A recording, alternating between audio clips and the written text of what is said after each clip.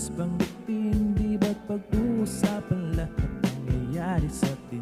Pagkatapos akong lamunin at suyuin ang panahon, pati sa panaginip di man lang uminahon. Sadyang gusto ko lang naman tanongin ang iyong mata na madalas nagsisinungaling.